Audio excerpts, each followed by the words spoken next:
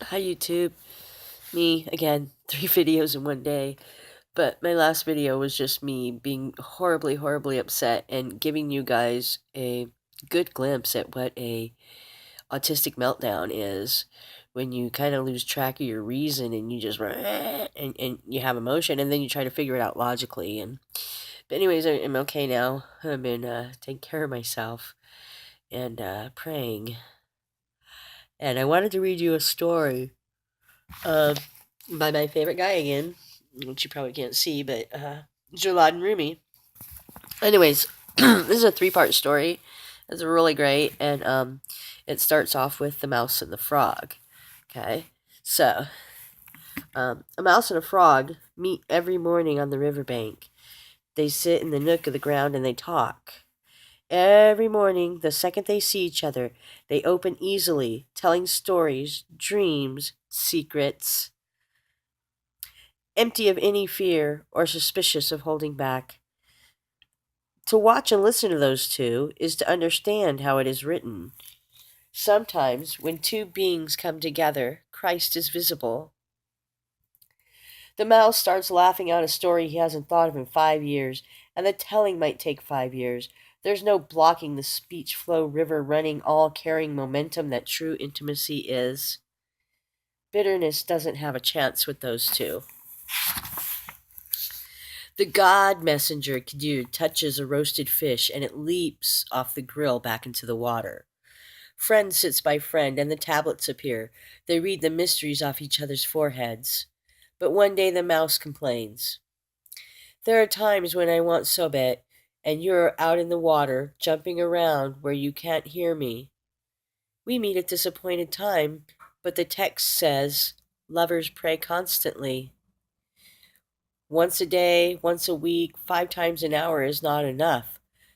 Fish like we are need an ocean around us. Do camel bells say, let's meet back here Thursday night? Ridiculous. They jingle, together, continuously, talking while the camel walks. Do you pay regular visits to yourself? Don't argue or answer rationally.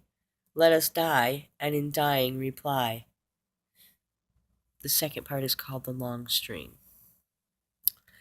The mouse asked the beloved frog, do you know what you are to me? During the day you are my energy for working. At night you're my deepest sleep. But we could be together outside of time as well as inside. Physically, we only meet at breakfast. Your absence during the rest of the day enters all my cravings. I drink 500 times too much. I eat like a bulimic trying to die. Help me. I know I'm not worth it, but your generosity is so vast. Let your sunlight shine on this piece of dung and dry it out so I can be used for fuel to warm and light up a bathhouse. Look on the terrible and stupid things I've done and cause herbs and eglantine to grow from them. The sun does this with the ground. Think what glories God can make from the fertilizer of sinning. The mouse continues to beg. My friend, I know I'm ugly to you. I'm ugly to me. I'm perfectly ugly. But look, you'll be sad when I die, won't you? You'll sit by my grave and weep a little. All I'm asking is, be with me that little bit of time while I'm still alive. Now, I want you now. A certain rich man was accustomed to honor a Sufi by giving him a piece of silver. Would you like 1 piece of silver now? O Lord of my spirit, or 3 at breakfast tomorrow morning. The Sufi answered, I love the half a coin that I already have in my hand from yesterday more than the promise of a whole one. Oh, the promise of a whole one today, or the promise of 100 tomorrow. A Sufi is a child of the moment. Back to the mouse, who says, the slap of now has cash in its hand. Give me slaps on the neck, anywhere. Soul of my soul, of the soul of 100 universes. Be water in this now river, so jasmine flowers will lift on the brim, and someone far off can notice the flower colors and know there's water here. The sign is in the face. You can look at an orchard and tell if it rained last night. That freshness is the sign. Again the mouse. Friend, I'm made from the ground and for the ground, and you're of the water. I am always standing on the bank calling to you. Have mercy. I can't follow you into the water. Isn't there some way we can be a touch, a messenger, some reminder? Two friends decided that the answer was a longing string, with one end tied to the mouse's foot and the other to the frog's, so that by pulling on it, their secret connection might be remembered and the two could meet as the soul does with the body. The frog-like soul often escapes from the body and soars into the happy water. Then the mouse body pulls on the string and the soul thinks, damn, I have to go back on the riverbank and talk with that scatterbrained mouse. You'll hear more about this when you really wake up on Resurrection Day. So the mouse and the frog tied the string, even though the frog had a hunch some tangling was to come. Never ignore those intuitions. When you feel some slight repugnance about doing something, listen to it. These premonitions come from God. Remember the story of the military elephant who would not move towards the Kaaba? Paralyzed in that direction, yet swift if pointed toward Yemen. It had some in-knowing from the unseen. So the prophet Jacob, when his other sons wanted to take Joseph out into the country for 2 days, had a heart sickness about their going, and it was true. Through divine destiny prevailed, despite his forbidding it as will. It is not always the blind man who falls into the pit. Sometimes it's the one who can see. A holy one, a holy one does sometimes fall, but by that tribulation he or she ascends, escapes many illusions, escapes conventional religion, escapes being so bound to phenomena. Think of how phenomena came trooping out of the desert of non-existence into this materiality. Morning and night they arrive in a long line and take over from each other. It's my turn now, get out. A son comes of age and the father packs up. This place of phenomena is a wide exchange of highways, with everything going all sorts of different ways. We seem to be sitting still, but we're actually moving, and the fantasies of phenomena are sliding through us. It's like ideas through curtains. They go to the well of the deep love inside of all of us. They fill their jars there and they leave. There is a source that they come from and a fountain inside here. Be generous, be grateful, confess when you're not.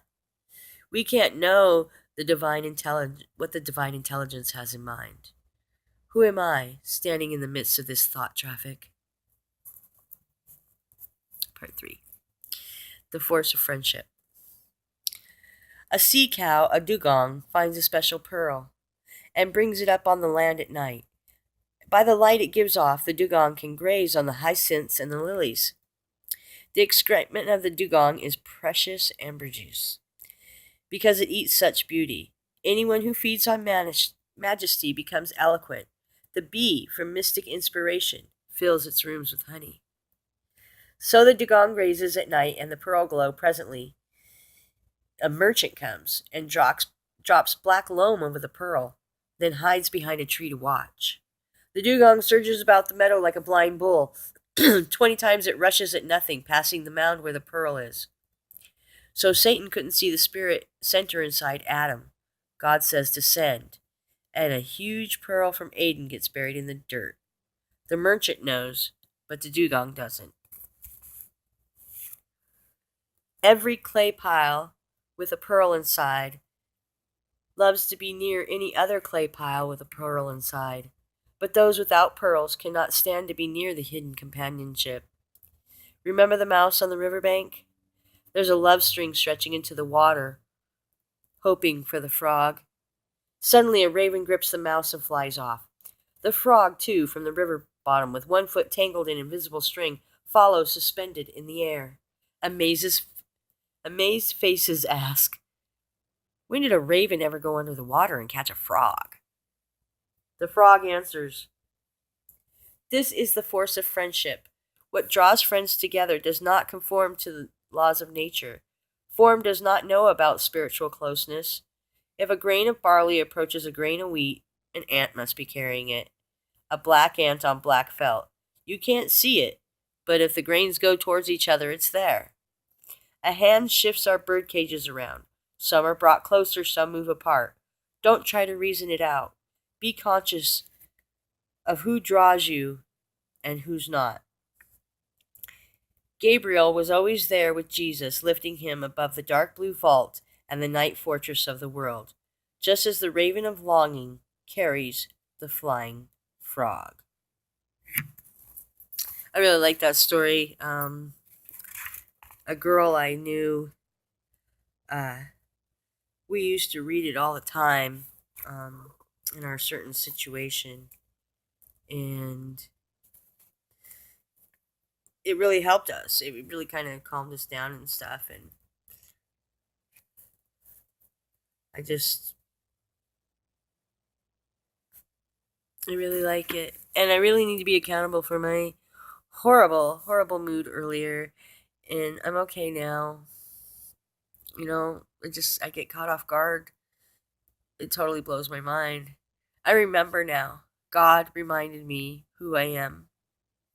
He still hasn't told me my purpose because I haven't gotten to the point where that's relevant yet. I guess I'm still in training, or I haven't, I don't know. There's another step there. I can tell that. And